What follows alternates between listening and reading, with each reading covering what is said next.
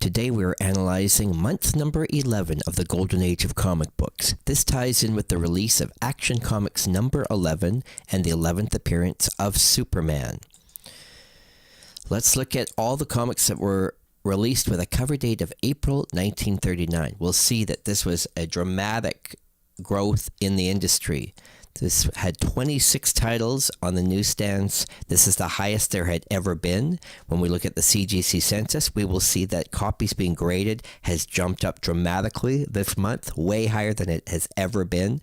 And all of a sudden, comic books don't seem quite as scarce overall. So a few different things have started to happen as of this month. So let's go through the whole chart, see all the things we discover. DC had the highest number of titles they've ever had on the chart. 2 new number ones debuted. This was a dramatic month for them. Sales were definitely picking up, and DC was taking more risks.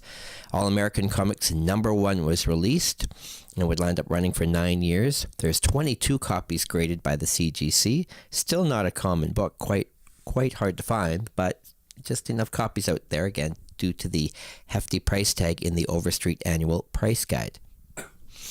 DC also released an unusual themed title, Movie Comics, which would only run for 6 issues this year, so probably not a huge success for them, but it was the first all-movie themed comic book. And 21 copies have been graded, including 3 in high grade, making this one of the most common books of the month in high grade. And a fairly hefty price tag on this book as well, due to being an early DC number 1. Of course, the most valuable book of the month is Action Comics number 11, with the 11th appearances of Superman and Zetera.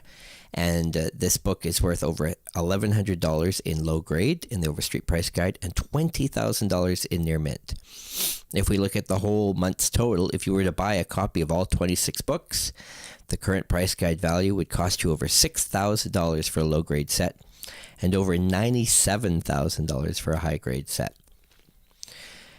When we look at the CGC census, we notice that only 3 of the 26 books have 0 copies graded. That means people are starting to grade these books regardless of whether they have a high price tag or not. There are a lot of books, actually, that are surprisingly cheap from this age. A whole bunch of books that are actually under $40 price tag in low grade.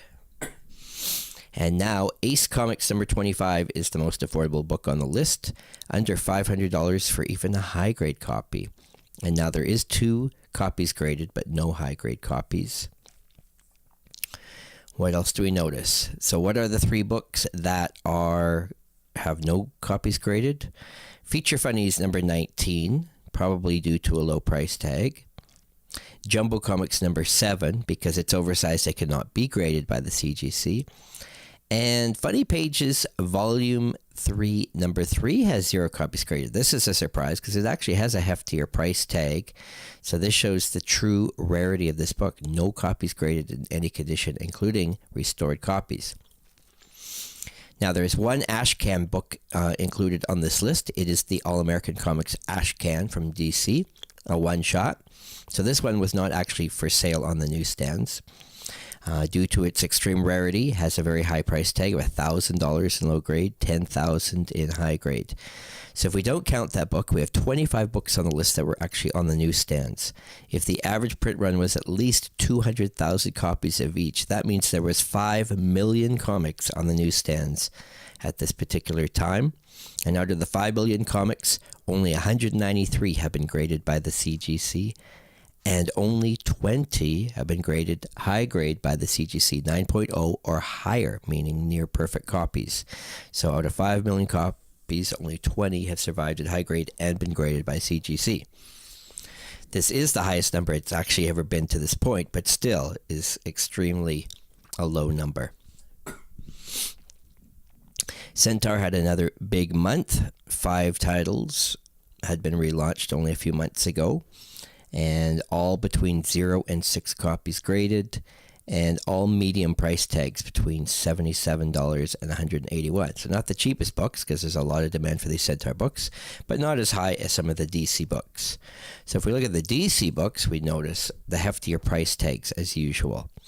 And Detective Comics number 26 is the second most valuable comic of the month at a hefty $1,000 in low grade and $10,000 in high grade. This book features an early appearance of the superhero the Crimson Avenger.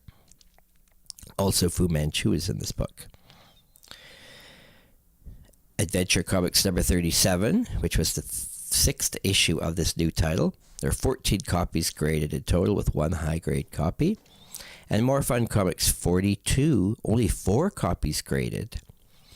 So that makes that by far the scarcest DC book of the year. And for some reason, it's been well known that More Fun Comics always seem to be harder to find. Is this due to the fact that it must have been a lesser popular selling book? That would seem to go with it. Or is it just plain luck of what books have survived and they just didn't make the cut?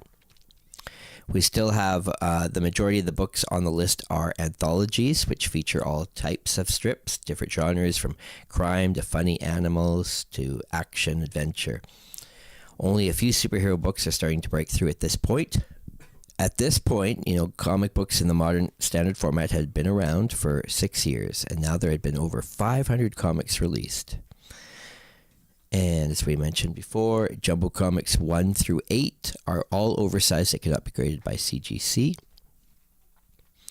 It's impressive to see that only 3 of the 26 books have 0 copies graded on the CGC, showing that collectors really are starting to grade the books. And even though these aren't the oldest comics, they're becoming a little bit more common and a little bit more popular. Print runs definitely were increasing in 1939 as more and more titles were jumping up and publishers were taking more chances in releasing more titles.